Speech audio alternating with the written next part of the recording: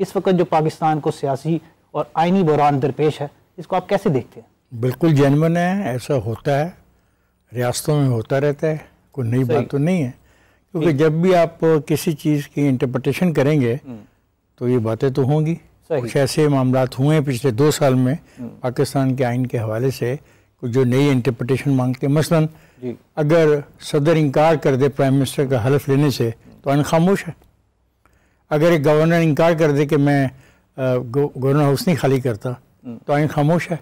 और हमने फिर ये भी देखा कि इसी आइन के अंदर रहते हुए एक जगह पे कहा गया कि आपका वोट जो है वो काउंट होगा और एक जगह पे कहा गया आपका वोट काउंट नहीं होगा। तो इश्यूज आ रहे हैं और इन इश्यूज को रिजॉल्व करना है।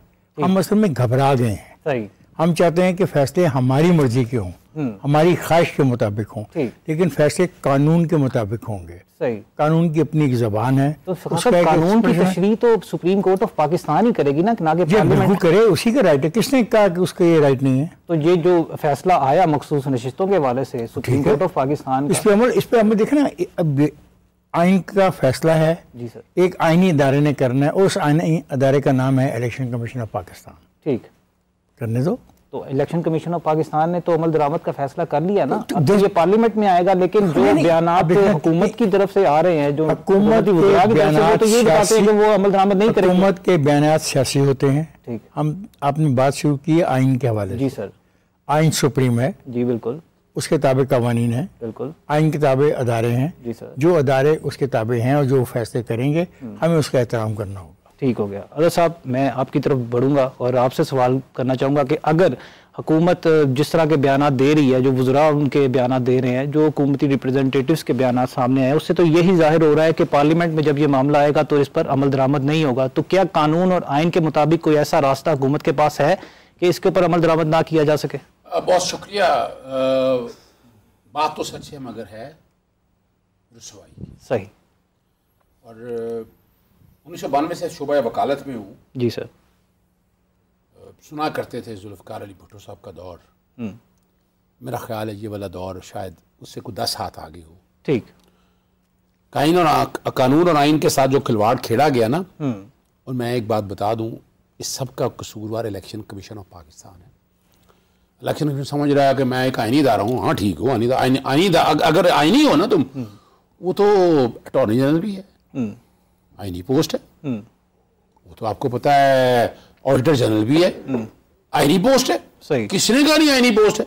ठीक। अब आइन, अगर आइन ने आपको दे दिया है कि आइन ने बना दिया है कि आप हैं एक, लेकिन आप ताबे हैं। ठीक।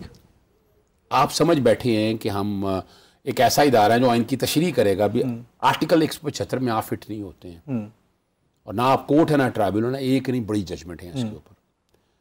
लेकिन तारीख गवाह है इस बात की। 90 दिन का, जैसे अभी मैं 2-3 चीज़ें अभी आपके सामने, 90 दिन का वो बड़ी मज़ेदार बात है जो कि मैंने वो केस खुद किए हुए। 90 दिन का ऑर्डर हुआ, जैसे जवाद का व्हाट अ ब्यूटीफुल डिसीजन जी, उन्होंने जो आज हम ला देखे मरूजी हालात को देखते हुए कहा कि जनाब जो है ना इलेक्शन कमीशन गवर्नर के साथ मुशावरत करके डेट और आइनी प्रोविजन के डेट गवर्नर ने देनी। बिल्कुल। अब गवर्नर तो उनका था और इलेक्शन कमीशन भी उनका था जी, दोनों ने अमल ना किया। फिर अल्टीमेटली मैंने इंट्रा कोर्ट अपील्स फाइल की, सुप्रीम कोर्ट ने टेकअप कर लिया। सेक्शन 57 के तहत सदर ने डेट दे दी, सदर का इख्तियार था। ठीक। अब ये सारी चीजों में जो सबसे ज्यादा बुराई की जड़, जो तबाही और बर्बादी की, वो इलेक्शन कमीशन की। ये पहला काम है। ठीक है। 90 दिन में इलेक्शन नहीं कराए। फिर हाँ, हलफ के हवाले से पाकिस्तान तहरीक इंसाफ की अपना इंटरप्रिटेशन, सदर की अपनी इंटरप्रिटेशन थी। देखें, उसमें फर्क बता दूंगा आपको मैं। कहीं नहीं लिखा कि हलफ जो है स्पीकर ने लेना। ठीक। आपको पता है हलफ किसने लिया जी? कहाँ लिखा है इनमें? सही। अच्छा, इस पे नहीं बात करते कि रीराइटिंग ऑफ द कॉन्स्टिट्यूशन है। कहाँ लिखा है इनमें? भाई वो वजह क्या है कि इन सारे मारूजी हालात का फैसला हमारी अदालतों ने करना। ठीक। अब इफ्तिखार साहब ने वो हलफ के हवाले से बात की, वो 63 एम है जो कि मैंने बहस की है। वो मुझे असल में मिसाके जमहूरियत हम सब ने किसी ने पढ़ा ही नहीं। हलफ की बात नहीं की। मैंने कहा कि एक जगह पे आप, एक जगह पे आप वोट को काउंट करते हैं, एक पे नहीं काउंट करते। वो 63 हलफ की बात नहीं है। मैं 63 में आ रहा हूँ। 63 में अब ये समझने वाली बात है, अमानत में ख़यानत है।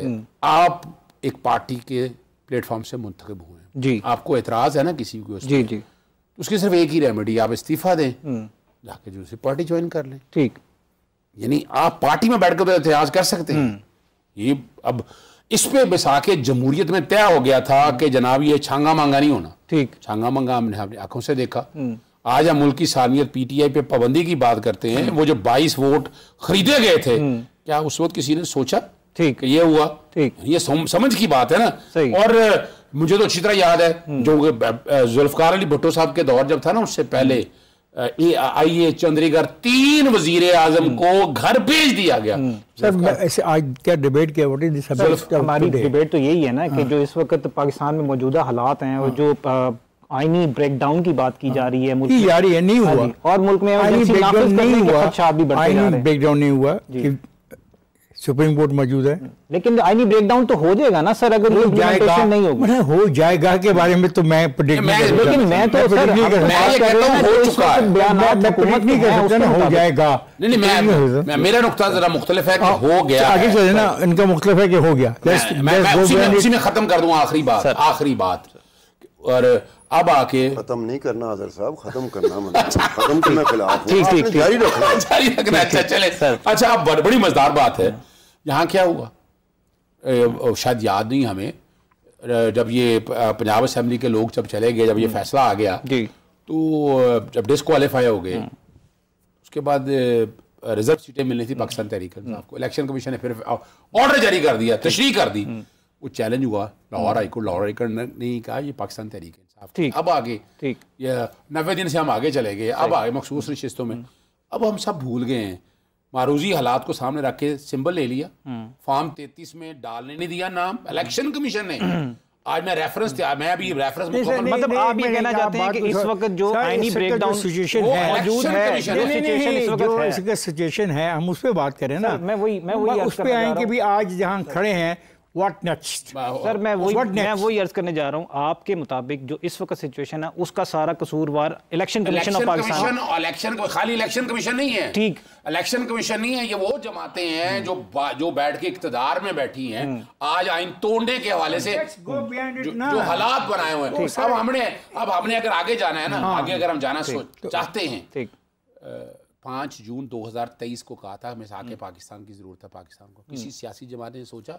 ये तो इस तरह से कि जो पीछे से हुक्म आता है आपने आइन पे अमल करना चाहते हैं, ठीक करना। एक मेरे he is very senior man, he is a very sharp man, he can play all the games eight one time. क्या करना है सर? बड़ा सीधा सा हल है सर, असेंबली तोड़ दें, इलेक्शन में चले जाएं। असेंबली तोड़ने तो बाद की बातें हैं, इलेक्शन में नहीं चले जाएं। बड़ी सीधी सी बात है, फॉर्म 45 और 47 के हवाले से हो जाएगा। उसके लिए भी एक होल्ड ऑन, आप वकील हो, इतना सीनियर वकील है, दुनिया देख रही है आपको, इसका वक्त है, इसका तरीकाकार है, ट्रिब्यूनल मुकर्रर हो जाएंगे, मामला हो जाएंगे खत्म। साहब यहाँ देखिए, यही बताना है कि इलेक्शन कमीशन ने अगर ये काम किया होता, वो कर रहे हैं, ट्रिब्यूनल बने हुए हैं। नहीं सर, नहीं हुआ ना, नहीं हुआ ना, आपके कहने के मुताबिक सर, मेरा नहीं, मैं हकायक बता दूं। इलेक्शन ट्राइब्यूनल बने, कहा कि जनाब जज लगाएं, उन्होंने कहा इलेक्शन कमीशन का मर्जी के लगाएंगे, जिनके फैसलों के खिलाफ लेके जाना है। क्या हुआ? ऑर्डिनेंस आया, आपको इतराज है ना? ऑर्डिनेंस आया नहीं सर, नहीं मैं बता रहा हूँ कि हुआ क्या। ऑर्डिनेंस आया, कुछ भी नहीं, ऑर्डिनेंस के जरिए रिटायर्ड जज लगाने की बात की, फिर असेंबली ने एक एक्ट पास किया कि जनाब ये रिटायर्ड एक मिनट दोस्त, आप समझ, चीजें आगे जा रही हैं, नहीं जा रही और आईनी तौर पर जा रही है, हमारे मुताबिक, आपके मुताबिक नहीं जा रहे। डिबेट को आगे चलाएं।